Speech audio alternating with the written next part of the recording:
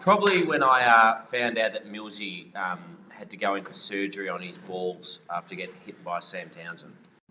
Definitely Pat McCormick rocking up at 2:30 after just arriving back from schoolies, going out and then having a snooze on the ground. Rowdy throwing the ball into Chris Harding's head. Won't be funny to a lot of people, but it was definitely Rowdy hitting Chris Harding on the head with a cricket ball. The Mills and Ryan bedroom fiasco was unbelievable. Would be Josh Martin and Ben Williams turning up to the wrong ground and having to start with 9 in the threes. Millsy bowling himself in the last over of a one-dayer and getting hit for 20. It wasn't really funny at the time, but on reflection, very funny. Telling the juniors that I'm older than Matty Mack. Yeah, probably me falling over flat on my face when Lockie Ross was on 99 and crawling into the crease so that he got 100. Me on the ground in pain and him celebrating down the other end. Yeah, better Lockie!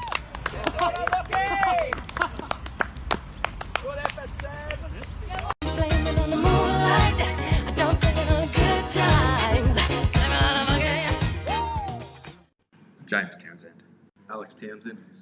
I go Connor Whiting. He was good at the precinct the other night. I'd have to say I'll go White, especially after a few drinks. Jess McLaren goes all right. Towner's dad has got to be up there, or get around the whip as well. Comfortably me. They don't call me the king of the dab for nothing. Slug.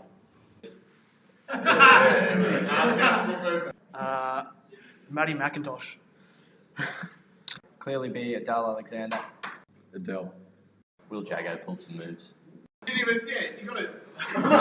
So fast,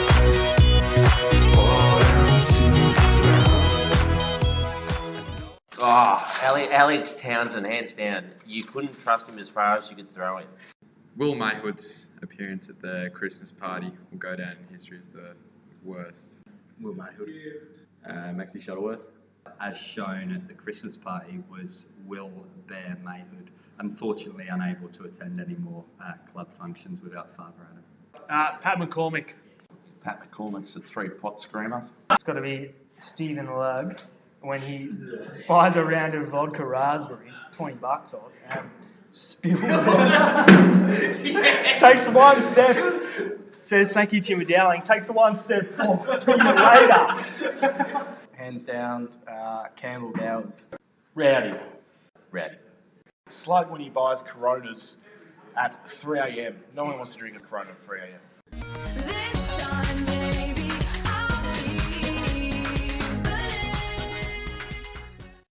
Don't feel that. Oh. What's next? Well, bold Drew.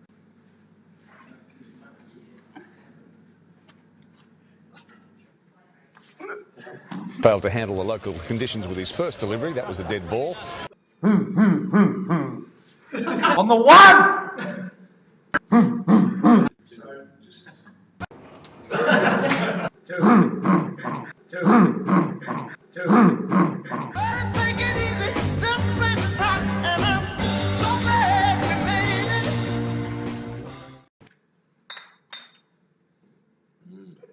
Not many have improved.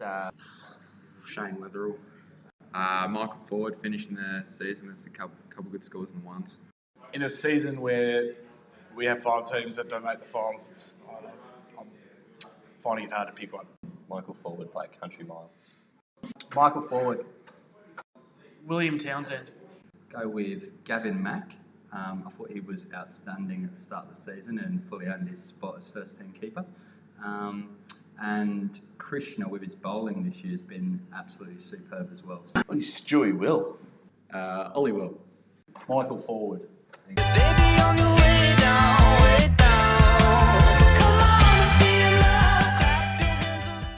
It's a toss-up between Alex Townsend's shared girlfriend with his mate Dan Bonnet and Hare, and then with Hef and his Mrs. Georgie. It's sort of, they're on par at the moment, so it's hard to choose.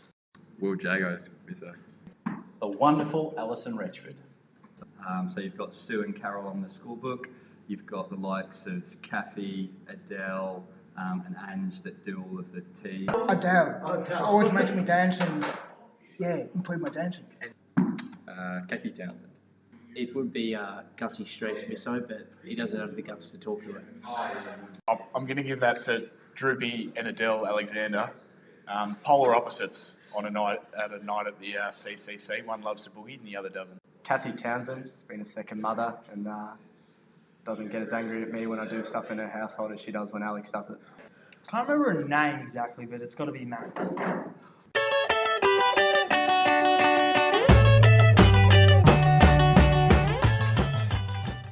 Tim Hall, well actually Kieran Cowan. Good bloke. David Womersley. It'd have to be Ben Waterman. Great vice captain, better than the current one. And just an absolute legend of a human being. Probably Mucko, because just when someone drops his catches, it's very funny. Lloyd Mash. James Smith, because he's a flat track bully. Normie Shores. We're light on batting in the ones. Mucko, for sure. He's just always a bit of fun, especially those bird balls. Tommy Winter. Yeah, after the old man's come back in the threes, the way he moved on the outfield, he's got to be the man. Some folks are born silver spoon in hand. Y'all don't help themselves, y'all. Probably when I led the boys to a round one victory out at Montalbert, pretty much carried the boys on my back in the back half of the batting innings and got us a score that we could defend. Flicking Quamil from Ashburton over deep mid for 6. Without a doubt, beat him on Albert round one. Would have to be Michael Ford's first team debut, 69 not out at Ashburton. He just came in and dominated from ball one. Ollie Lloyd 5 for 9 versus Northbourne. Whenever we finish before 6:30, it's always good. Probably have to be that game we made 18 not out at Camberley, because I was playing so well that day. I reckon I could have made 100 that day, but I've run out of overs. The one's making over 350 out here against St Kevin's.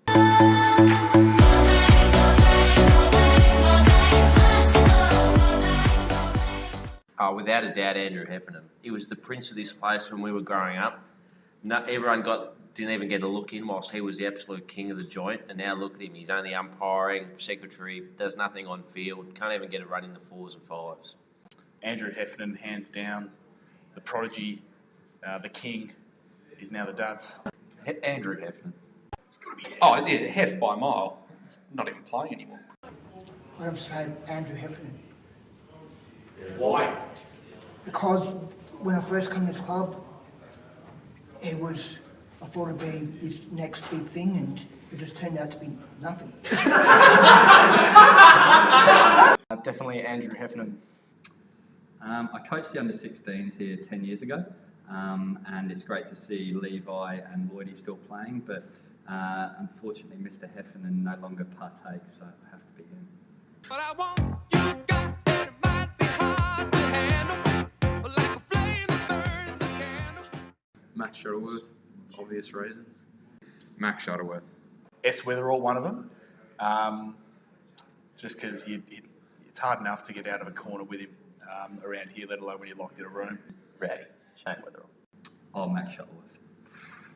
Jeez, too much energy, that boy. I have to say Max Shuttleworth. Yeah. Why? Because he just, I know the hell of him. Max Shuttleworth, because he just does not shut up. Tim Alexander. I'll go with Rowdy, just because he'd just be talking about innings that he wasn't out on when he was out. Adam Mayhood, because if you got a bit hungry, you'd probably bite my leg.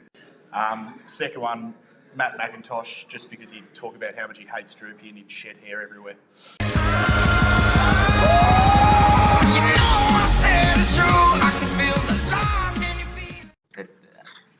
There's no good ones, so I'll go with Mike Langwin of the over 60s. I'm going to say Ryan Arias. It's definitely not Millsy. Definitely not Droopy. It's definitely not Matt McIntosh. Half his players don't show up. He bowls himself too much. Bats himself as soon as you see the bad bowlers come on. But Doug Stevens and Paul Townsend do a good job.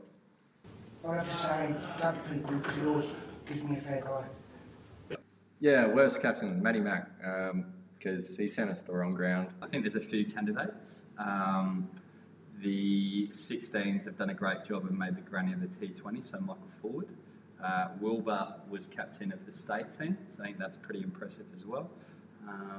So yeah, there's probably just a couple. And also Lockie Street done a great job of the T20 stuff, and we reached the quarterfinals for the first time in the club's history, so they're my three.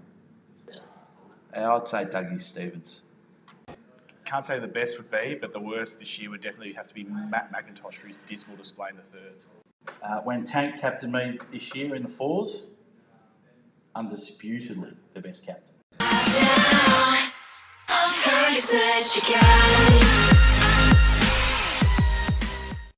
Shane Weatherall.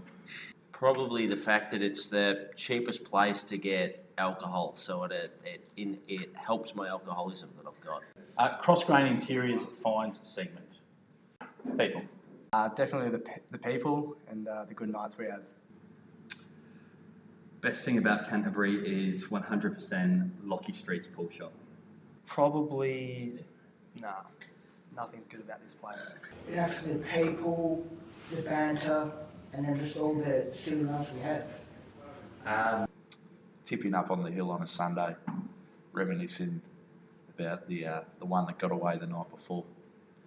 Abusing mediocre cricketers while hungover on a Sunday afternoon.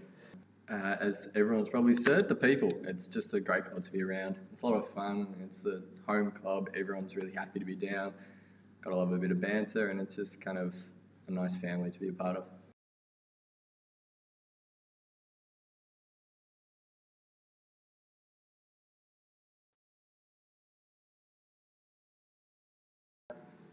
Lovely fella, great bowler, great person. Proud to say he's an Australian now, and very happy for him that his family's over here now. I wish him all the best in the future.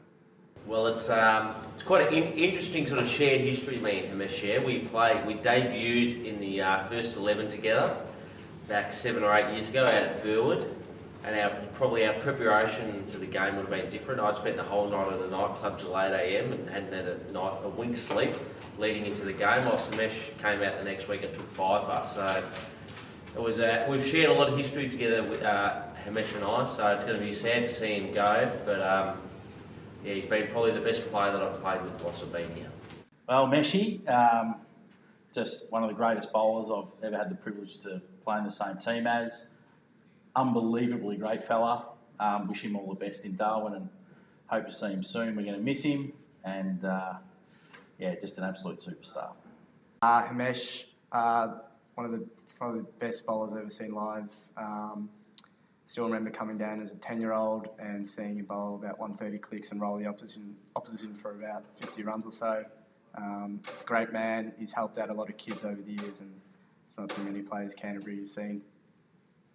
Well, as a fellow pace bowler, what he's done has been amazing. The advice he's given me as well, even though I don't understand what he's saying half the time, some of the advice he's given me has been amazing. Lovely bloke as well, and good luck to him. Absolute superstar. It's been a pleasure to watch you play cricket. Unbelievable bowler, and to see you take a double hat trick in the grand final was amazing. So thanks, mate. You've been a champion, Himesh. Been taking finals ever since you came here, and that double hat trick in the granny was amazing. Absolute superstar. 4 wickets in a row in a grand final to help us get across the line. Multiple bowling awards. Just a champion player and a champion bloke. Himesh, superstar bowler, even better bloke, and it's just not going to stand without him. And yeah, good luck to him in the future. Yeah, Messi,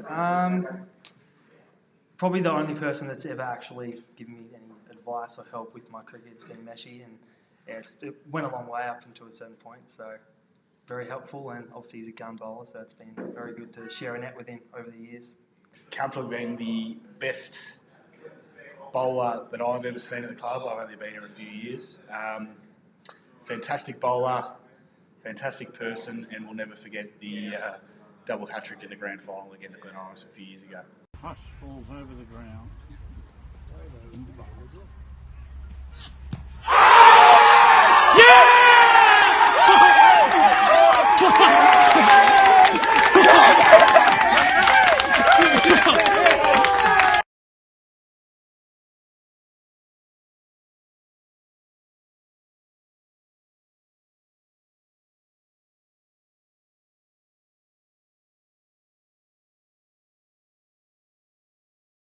great Cats man, of course, and just a wonderful person to have around the club. Great mentor, just a great volunteer, and a real legend of CCC.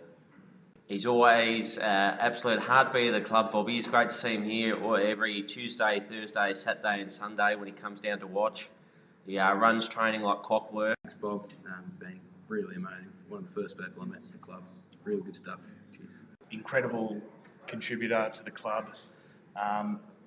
Thankless task every Tuesday and Thursday to organise those nets, and don't know how we're going to cope without it for the next few years to come. Cheers, Bob, for all the Tuesdays and Thursdays, and thanks for all the hard work. Yeah, it's a hard job trying to get all these boys into shape and sort them all out, especially when everyone's rocking up at different times. So for a hard job, he does it pretty well. Bob, unbelievable task to do every week. It's a pleasure to be under your leadership in the training on Thursday, and thanks for all the work over the years. The first person you see when you come to training on a Tuesday and Thursday night, very welcoming of all the juniors, makes everyone feel welcome, and just an absolute Canterbury legend. Bob loves his red wine. Don't think there's a nicer bloke down at Canterbury. He does an extremely good job, which is probably the hardest job at Canterbury. It's not going to be the same without Bob down at the Nets, but good luck to you. Well, he's been able to deal with me for 5 years, so that says something about him. He's a great guy. He's been able to deal with me asking about what it was like facing T-Rexes playing back in the Jurassic period, and what it was like playing with Don Bradman when he was a young fella. Sean, it's been a pleasure to get to know him. We've had some good chats, and he does extremely well with the job he does, and it's just not going to be the same without him around at training. Great man, great work for the club. There'll never be someone else to say last three quite the same. Last three?